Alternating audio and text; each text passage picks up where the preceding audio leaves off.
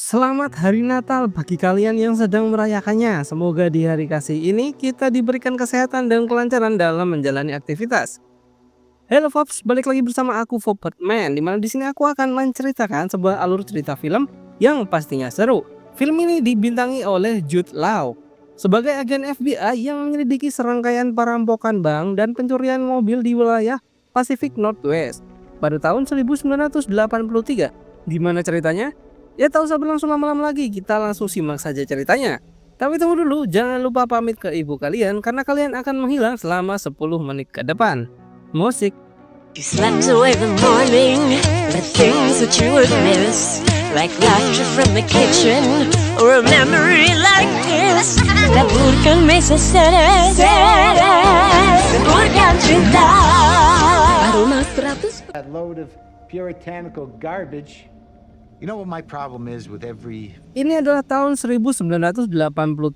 Kita diperlihatkan oleh 3 orang pria yang sedang berkendara di malam hari. Mereka akan menuju hutan dan akan berburu.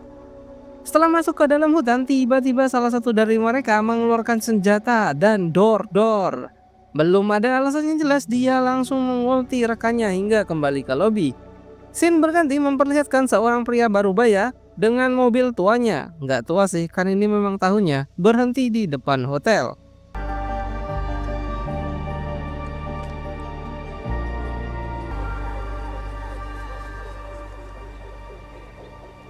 Hey,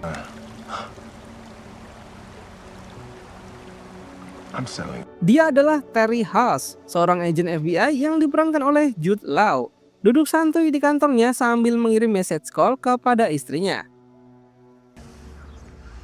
Why didn't it go off? I don't know. Scene berpindah pada segerombolan orang yang sedang merampok bank di Spokane, Washington. Dengan menodongkan senjata kepada teller, mereka meminta untuk dibukakan brankas uang. Namun salah satu petugas dengan sigap membunyikan alarm yang membuat perampok semakin agresif.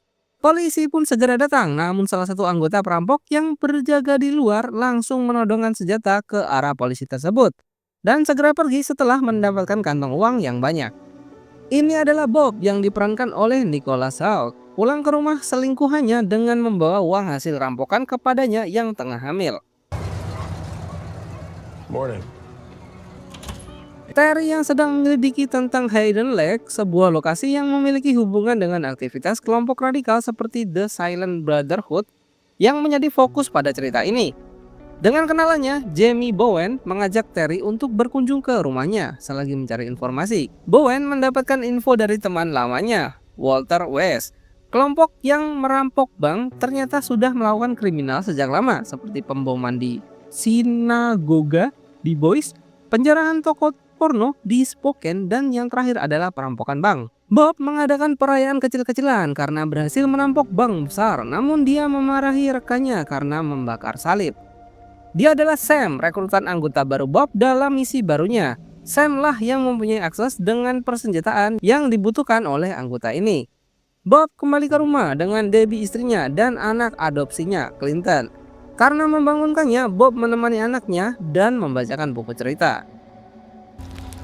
What's in the valley of a wet from the thaw. It's not safe. Terry pergi ke bar bertemu dengan teman lamanya, Johnny Harry, dan mendapatkan tentang teori bumi trapesium. Enggak ya, bercanda. Terry mendapatkan info dari Johnny tentang perampokan yang sedang terjadi. 3 pria berlapis baja, pengemudi, tidak ada kamera pengawasan di dalam. Mobil yang mereka gunakan dibuang di belakang kantor dokter gigi. Membeli mobil dari iklan seharga $500, kata Johnny.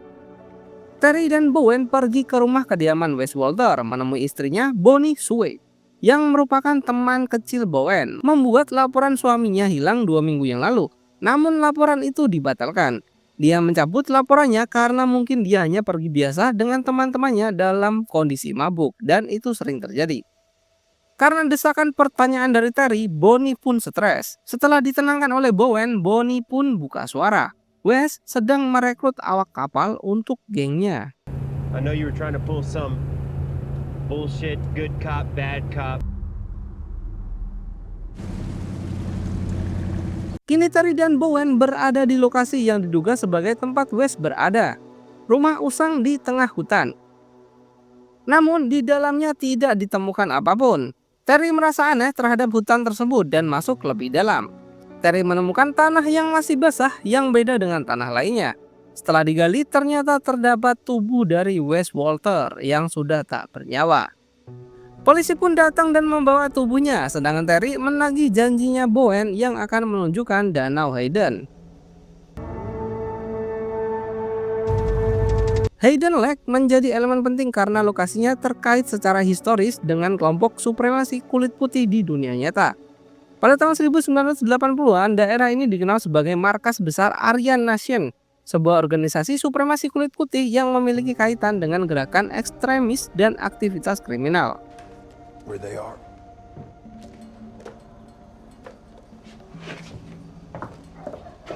Kelompok Bob sekarang makin besar dan banyak merekrut orang baru seperti dia, Torres, anggota baru yang berasal dari Spanyol.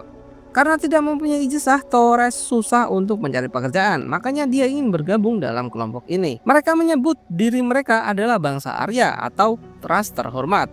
Kelompok ekstremis yang digambarkan dalam film ini seperti The Silent Brotherhood sering mengadopsi istilah Arya untuk mempromosikan pandangan mereka terhadap ras superior. Mereka menggunakan istilah ini untuk membenarkan ideologi rasis dan tindakan kekerasan. Kini mereka sedang mencetak uang palsu. Di tahun ini uang palsu masih susah dibedakan dengan uang asli. Bob bertemu dengan pendeta dari Danau Hayden, menyuruhnya untuk berhenti karena perbuatannya sudah membuat FBI turun tangan setelah ditemukannya tubuh dari Wes Walter. Namun Bob tetap ingin menjalankan misinya.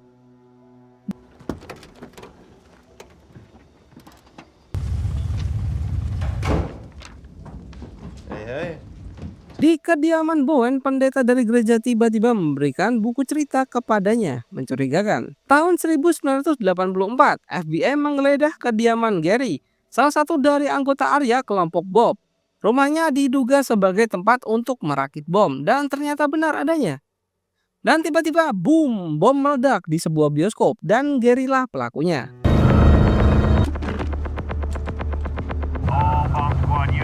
FBI segera mengerahkan penjinak bom, namun sayang itu hanyalah sebuah gocekan karena sasaran sebenarnya mereka yang sesungguhnya adalah mobil box ini. Dalam pengejarannya, Terry berpapasan dengan Gary dan segera mengejarnya dan berujung pada lokasi mobil box yang tengah dirampok oleh Bob. Terry langsung keluar dari mobil dan berusaha mengejar, namun Bowen hanya terdiam kaku di mobil.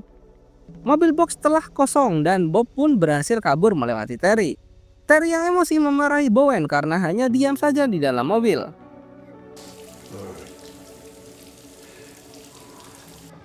Shot of whiskey. For him too.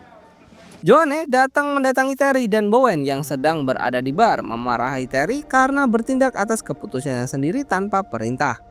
Karena sekarang dia sudah tidak lagi memimpin dan juga membiarkan Bob dan kawan-kawannya lolos.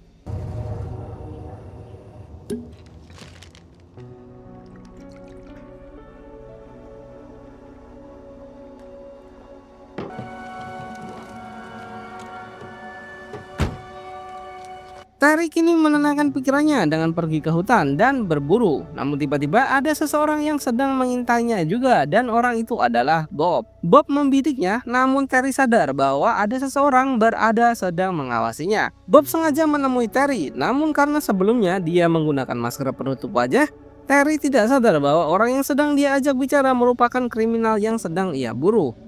Dan setelah berbincang-bincang, Bob pun pamit untuk pulang.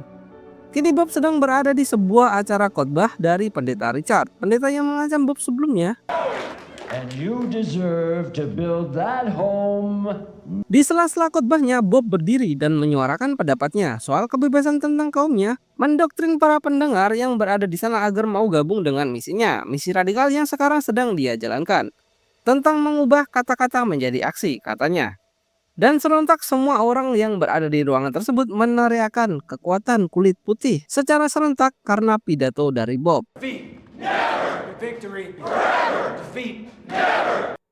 Inilah Terry yang sekarang mengadakan perayaan di kediaman Bowen.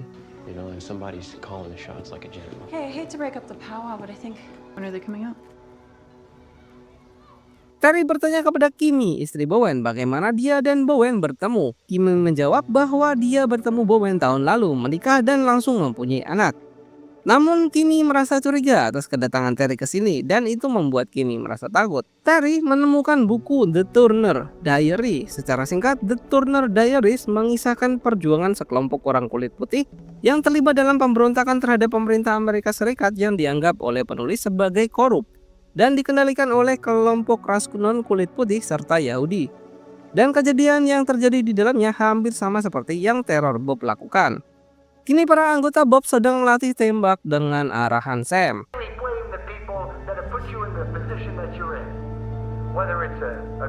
Dia adalah Alan Burke, seorang penyiar radio dan aktivis yang terkenal karena pandangannya yang kontroversial dan sikapnya yang keras terhadap kelompok ekstremis, dan pada malam itu juga Bob menghabisinya.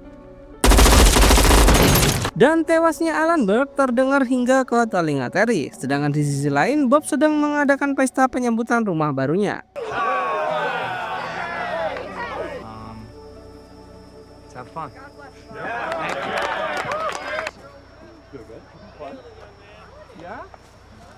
Kantor FBI pun kini menangani kasus Alan Burke dan memberikan gambaran tentang kemungkinan siapa pelakunya. Terry menjelaskan bahwa segerombolan orang itu telah terpisah dari kaum Arya dan membuat kelompoknya sendiri. Mereka menjalankan misi dengan acuan dari sebuah buku Turner Diary. Terdapat 6 langkah untuk menyelesaikan apa yang dikatakan dalam buku. Dan sekarang mereka sudah pada tahap kelima dan menuju tahap keenam, yaitu revolusi senjata. Bahkan mereka ada rencana untuk menewaskan presiden.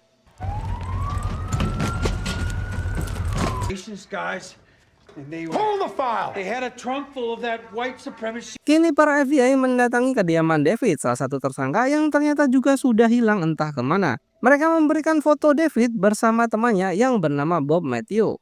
Dan iya, Terry pun mengingat Bob, seorang yang mengikuti ketika sedang berburu rusa. Di sini Bob sedang merencanakan aksinya lagi, yaitu mencuri, dan uangnya kini sangat besar, yaitu 2,5 juta dolar. Jika dihitung ke rupiah dengan kurs dolar saat itu, tahun 1980, berarti dalam rupiah sebesar 1.500.000.000. Wow, banyak. FBI kini semakin dekat dengan para teroris tersebut dan kini mendapatkan alamat dari lokasi perkumpulan mereka, yaitu di air terjun Metalin, Jalan Burke Creek. Dan para FBI langsung menuju ke TKP. Namun setelah sampai ke TKP, tempat itu pun sudah bersih tanpa ada orang satupun karena sekarang mereka sudah berpindah tempat. Di sisi lain, kini para kelompok Bob sudah bersiap untuk merampok uang lagi yang ada di dalam mobil van.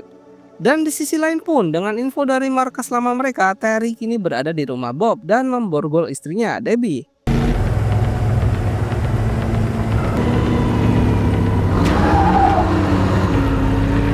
Karena ditodong dengan senjata, supir van pun takut, ya jelas takut, dan pasrah saja membuka bagasi yang penuh dengan uang.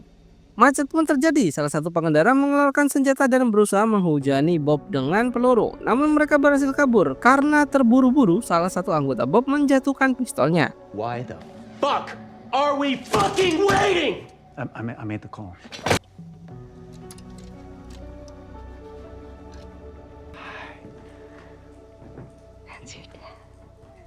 Torres kini tertangkap, salah satu anggota Bob, karena kasus Alan Burke.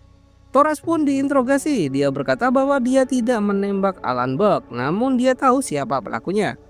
Terry menyerang psikis Torres dengan mengatakan bahwa dia hanyalah pion Bob, bahkan Bob tidak peduli dengannya. Karena desakan dari Terry, Torres pun dimanfaatkan oleh agen FBI agar bisa bertemu dengan Bob.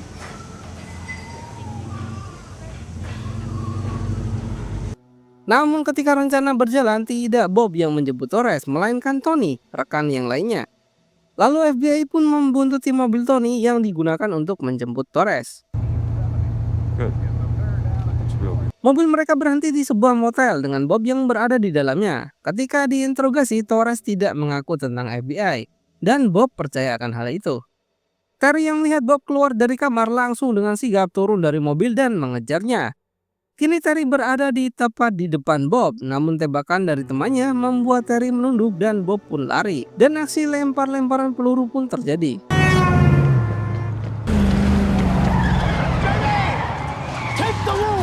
Kini agen FBI menyerbu kamar milik Bob, sedangkan Terry masih mengejar Bob. Bowen pun juga ikut mengejar, namun sayang Bob yang bersembunyi di balik mobil berhasil melumpukkan Bowen tepat di dadanya. Dan tentu saja Bowen tidak tertolong.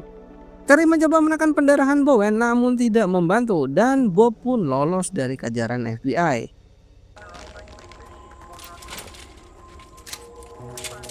Terry mencoba untuk menenangkan Kimmy, istri dari Bowen, namun Kimmy hanya menangis tanpa sepatah kata.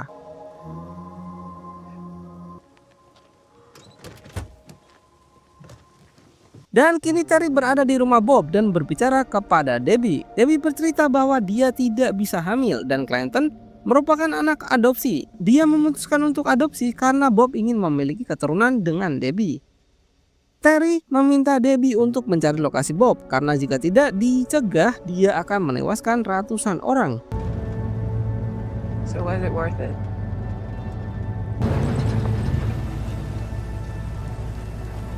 Bob kini sedang mengetik sebuah surat deklarasi perang kepada Amerika, Presiden, Gedung Putih, dan semua para petinggi negara.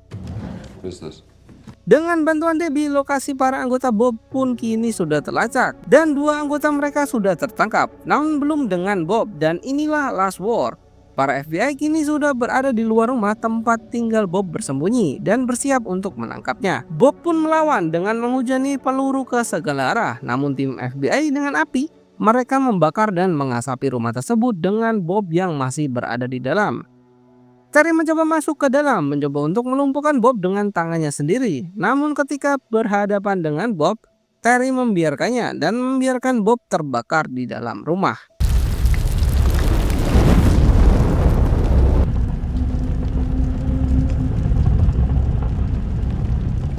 Dan scene pun berganti. Setelah semua usai, kini Terry kembali berburu rusa dan film pun selesai.